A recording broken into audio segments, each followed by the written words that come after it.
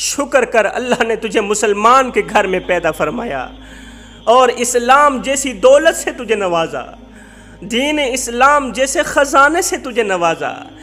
دین اسلام کیا ہے؟ اسلام ایک پاکیزہ اور خوبصورت مذہب ہے جس نے تجھے خوبصورت زندگی گزارنے کا ڈھنگ سکھایا، جس نے انسانیت کو خوبصورت زندگی گزارنے کا طور طریقہ بتایا۔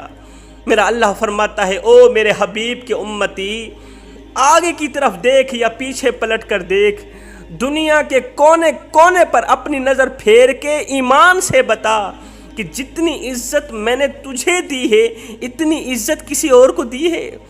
جتنا مقام دین اسلام میں آنے والوں کو ملا، جتنا مقام دین اسلام والوں کو ملا، اتنا مقام کسی اور مذہب کے اپنانے والوں کو ملا ہے؟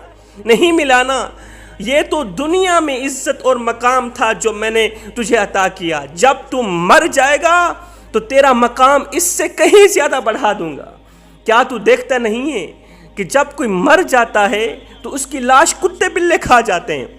دنیا میں کتنے مذہب ایسے ہیں جن مذہب سے تعلق رکھنے والا شخص جب مر جاتا ہے تو اس کی لاش کتے بلے کھا جاتے ہیں۔ یہ لوگ مرنے والے عزیز رشتہ دار کی لاش کی بوٹی بوٹی کر دیتے ہیں، چیر پھاڑ دیتے ہیں، بوٹی بوٹی کر کے کتوں کے آگے پھینک دیتے ہیں، جانوروں کے آگے پھینک دیتے ہیں، چرندوں پرندوں کے آگے پھینک دیتے ہیں۔ کیا تو دیکھتا نہیں ہے جب کوئی مر جاتا ہے تو اسے بھڑکتی ہوئی آگ کے شعلے اڑا کر لے جاتے ہیں، اور تو شکر کیوں نہیں کرتا؟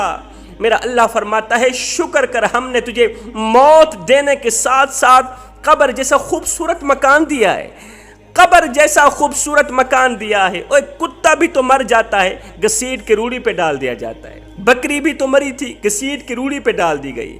اگر تجھے بھی روڑی پہ ڈال دیا جاتا تو کیا تھا؟ اگر تجھے بھی کتے کی طرح روڑی پہ پھینک دیا جاتا تو کیا تھا؟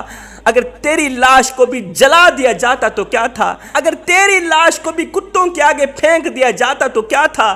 لیکن فرمایا نہیں نہیں، یہ میرا شاہکار ہے، پہلے اسے غسل دو، پہلے اسے غسل دو، پھر اسے چٹا لباس پہنا دو، لٹھے کا سوٹ پہنا دو، اور ہاں جگہ جگہ پر خوشبو بھی لگا دینا۔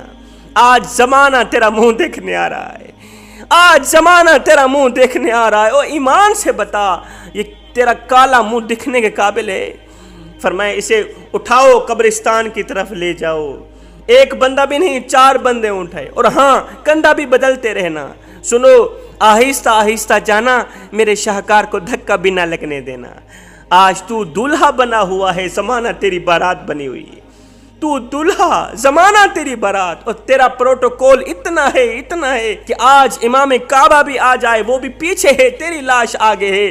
میرا اللہ فرماتا ہے، او میرے بندے دیکھ تو صحیح، ہم نے تیرے ساتھ کیا کیا اور تو نے ہمارے ساتھ کیا کیا۔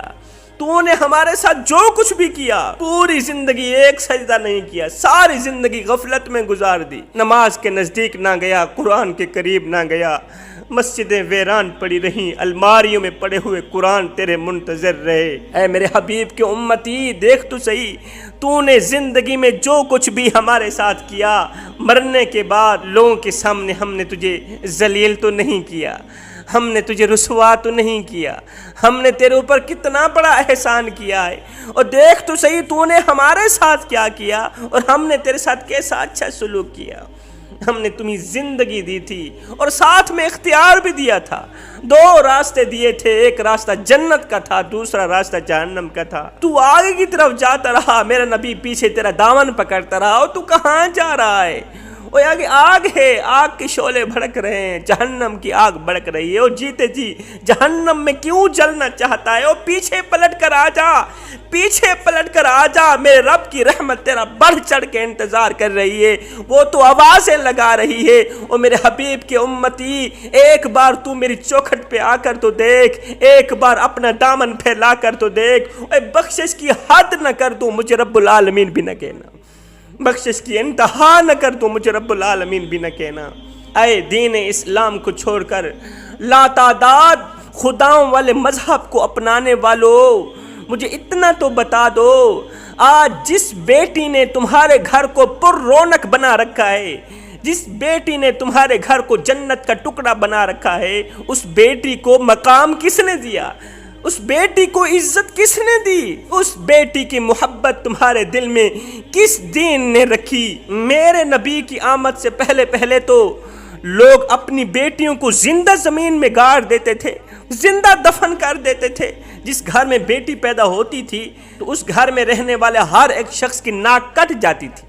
وہ بیچارہ معاشرے میں منہ دکھانے کے قابل نہیں رہتا تھا۔ وہ معاشرے میں منہ دکھانے کے قابل اسی لیے نہیں رہتا تھا کہ اس کمبخت کے گھر بیٹی نے جنم دیا۔ اب جب تک یہ اپنی بیٹی کو زندہ دفن نہیں کرتا تھا تب تک اسے عزت نہیں ملتی تھی۔ اب جو شخص بیٹی کو زندہ زمین میں گاڑ دیتا تھا لوگ کہتے تھے واہ جی واہ، اس نے تو بڑا ہی کارنامہ سر انجام دیا، اپنی عزت بچانے کے لیے اس نے اتنا بڑا کارنامہ سر انجام دیا، یہ بندہ واقعی عزت کے قابل ہے، یہ بندہ بڑا ہی سمجھدار ہے، عقل مند ہے، اس لیے تو اس نے بیٹی کو زندہ درگور کر دیا۔ نادانو، آج تمہاری بیٹیوں کو مقام ملا کس نبی کی آمد کے صدقہ ملا؟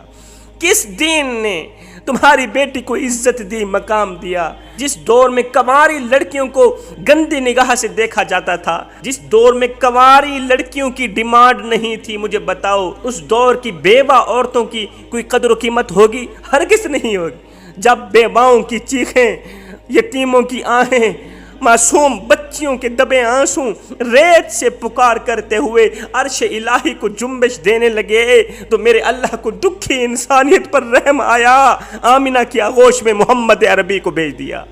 میرے نبی کی جلوہ گری، میرے نبی کی آمد انسانیت پر اللہ کا بہت بڑا احسان، بہت بڑا احسان۔ اس لیے تو فرمایا ہے لقد من اللہ علی المؤمنین اذ بعث فیہم رسولا۔